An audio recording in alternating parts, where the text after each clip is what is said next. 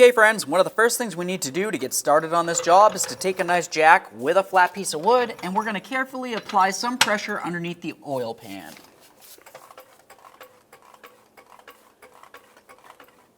Now once that's touching, we can make our way up into the engine compartment. Up on top of the engine, we're going to continue on by removing this plastic cover right here by removing the two 10mm headed bolts. Go ahead and grab onto that cover. We're going to lift it straight up, remove it from the engine. The next thing that we're going to do is go ahead and grab onto this clamp right here. We'll give it a little squeeze, remove the hose from the radiator. Just carefully pry this off of here without breaking your radiator. Inspect your hose, make sure it's still soft and pliable and not worn or damaged in any way. Now go ahead and follow it to its mounting points. There's one here. Pop that out of there. There's going to be another one located behind this area.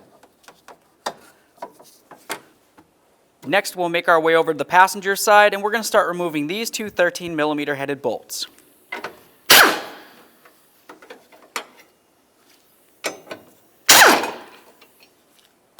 Remove this, set it aside. Now let's remove this 10mm headed nut.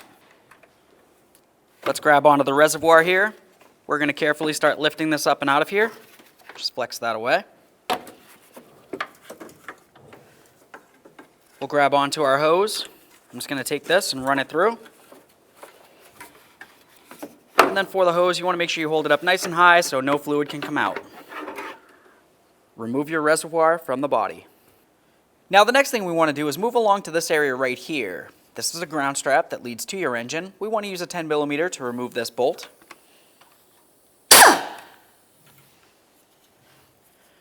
Remove the ground strap, inspect it, set it aside. Now we can start removing some of our mounting bolts for this. You're going to find 4 16mm mounting bolts on this side, and then you're going to have 3 on the side that mount to the body.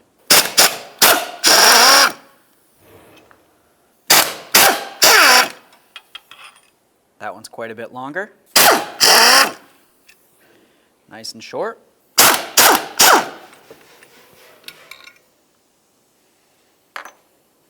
Now let's do the bolts that attach it to the body.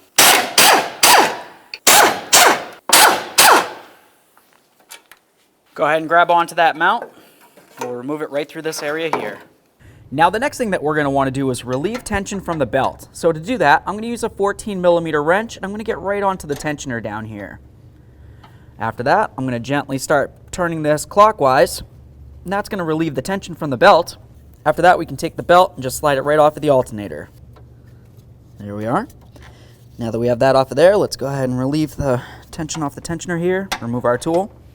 Now the next thing we're going to do is start lowering the engine down so we can start lining up the bolt that goes through the center of the tensioner into the engine with the hole that's inside this area here that was covered by the mount.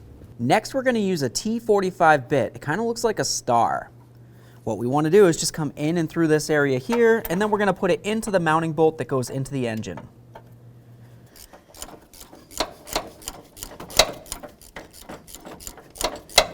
That's nice and loose, so I'm just going to go ahead and hold on to that tensioner for a second.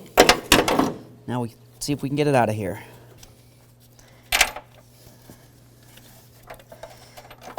There we are. There's our bolt. Now for the tensioner, I'm going to try to slide it out in between the alternator and the water pump right down here. There it is, friends. Let's just have a look at the engine where it's supposed to mount. Typically, you're going to see some white corrosion on there. You essentially just want to make sure that it doesn't have a large amount of buildup on there that might prevent the tensioner from mounting up against the engine properly. All right, so now it's time to install that tensioner. What you're going to notice on the tensioner is you have an alignment nub on it. That alignment nub needs to line up with the corresponding hole on the engine. So you can see right below the mounting bolt, you have the area for that nub. When you put the tensioner on, you need to make sure that it fits right in there. If you have it misaligned, you're going to have an issue where the tensioner does not function properly. Slide this in the same way we removed it.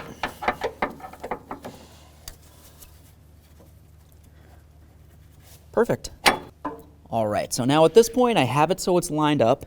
So what we want to do now is just go ahead and take that bolt. We're going to inspect the threads, make sure they're still in good condition, they're not rotted or covered in any debris. We can go ahead and put this right in here. You definitely want to make sure that you do not use any thread locker on this. Now I'm just going to go ahead and put a pry bar down and in between here. Essentially, I just want to hold the tensioner up against the engine while I continue tightening it.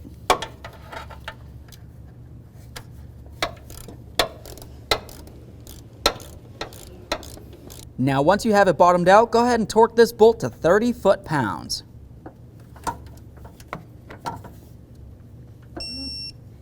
Now that we have the tensioner torqued, let's go ahead and put the belt back on here.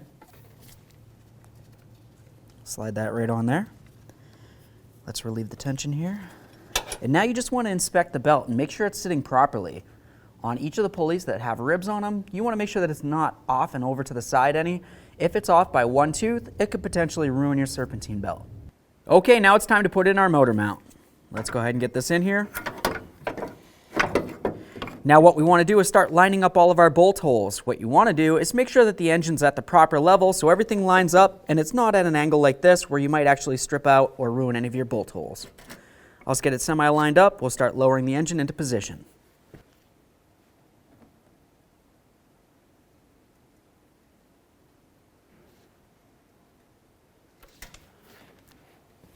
Let's check it. I've got all three of my bolt holes over here. These ones are pretty close. All I have to do really is just kind of move the engine around. I should be able to get everything lined up. Now for this, I'm going to use my long bolt. Obviously that one fits right inside this hole here. We'll start this in. We're going to end up starting in all of our mounting bolts before we go ahead and tighten any of them up.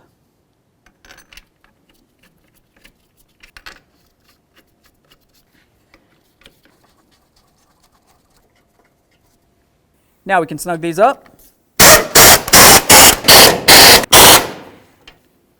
Now we can get ready to connect on our ground wire here. What you want to pay attention to mostly is the backside, the area that's going to be making contact up against the motor mount. You want to make sure that's clean and free of any debris. Let's go ahead and sand that down.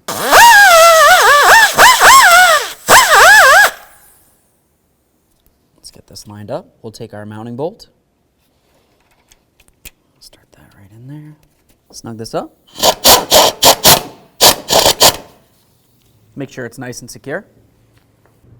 Now let's get our coolant reservoir in here. To do this, I want to, of course, start with my hose. I'm going to put it right down and through. We'll bring it out through the front of the car here. Hold that up so it doesn't leak. Leave that right over there for now.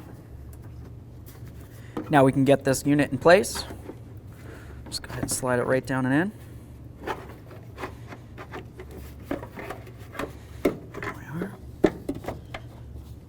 Now we're going to get this lined up with its mounting stud. Mounting nut. Put that on, snug it up.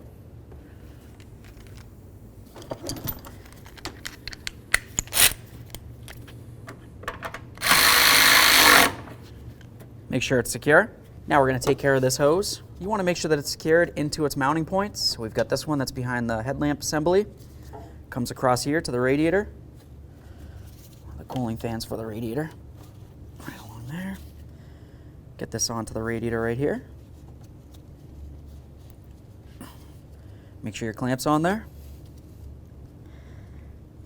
Then just double check the hose, make sure it's secure all the way across and it's not going to get caught on anything along the way. Now we can get this bracket into place. Go ahead and line it up. We'll start in both of our mounting bolts. Once they're started, go ahead and snug those right up. Let's remove the jack. Let's get our cover back on here. Looking at the bottom of it, you're going to find two little pitons. Those need to fit into the corresponding holes that are along the top of the intake. Get those lined up. Press them right in there. Now we have our two bolt holes lined up. Let's put in our mounting bolts and snug those up as well.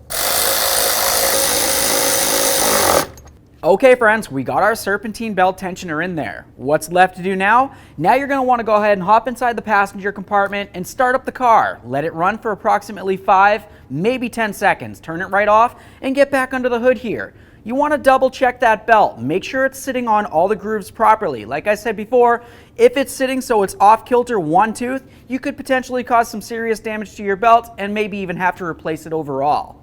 Other than that, take it for a road test. Thanks.